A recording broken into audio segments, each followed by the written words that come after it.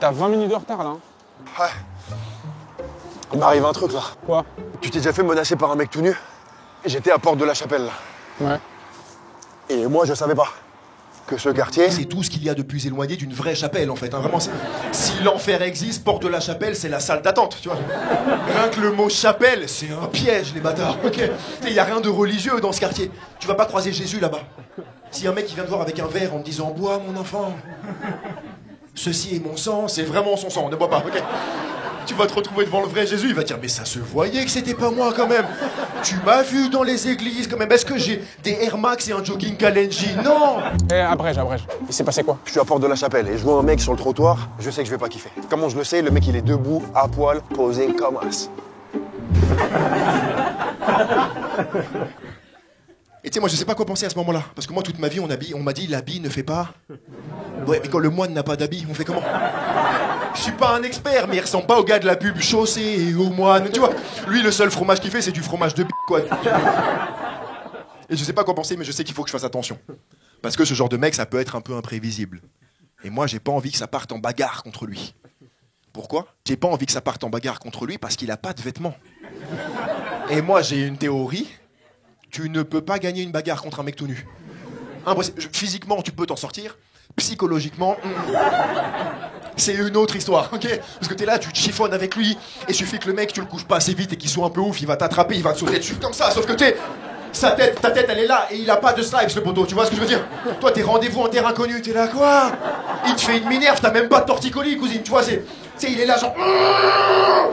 Là, il va essayer de t'hypnotiser, genre, tes paupières sont lourdes, mes paupières sont lourdes.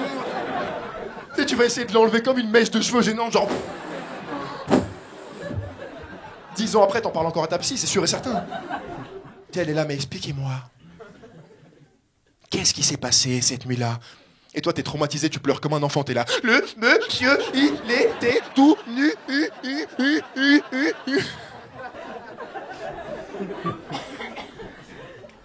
Calmez-vous, Jérémy. Pardon.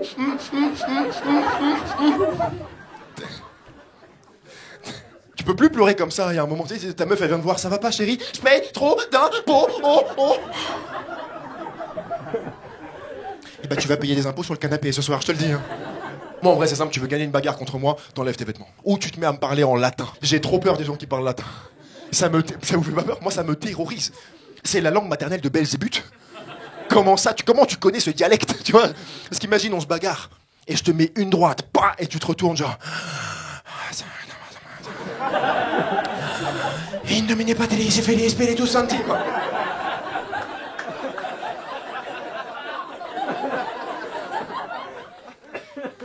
Tu gagnes la bagarre, voilà, terminé. Et bref, je vois ce mec à Porte de la Chapelle, tu vois, et je me dis, c'est quoi, vas-y, je continue d'avancer, je le calcule pas, il va rien se passer. Grosse erreur. J'arrive à son niveau, et là, le mec se retourne vers moi, il me fait « Ah, mon frère! Ah, mon frère! Ah, mon frère !» Donc apparemment, mes parents m'ont pas tout dit. On va peut-être rajouter une chaise à Noël cette année. Il me dit « Ah, mon frère, t'as pas du feu !» Et moi, ça m'a choqué. Ça veut dire qu'à ce moment précis, pour lui, son plus gros problème, c'est qu'il n'a pas de feu. T'es tout nu en plein Paris, qu'est-ce que tu veux allumer? Où sont tes cigarettes?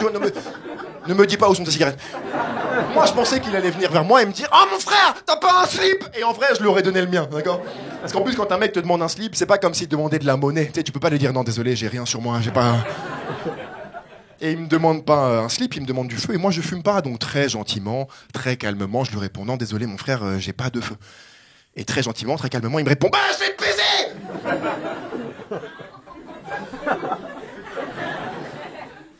Je n'ai jamais couru aussi vite de toute ma vie, voilà. Parce que normalement, dans une embrouille, un mec qui me dit « Je vais te baiser », je sais que c'est une métaphore pour dire qu'il veut me casser la gueule.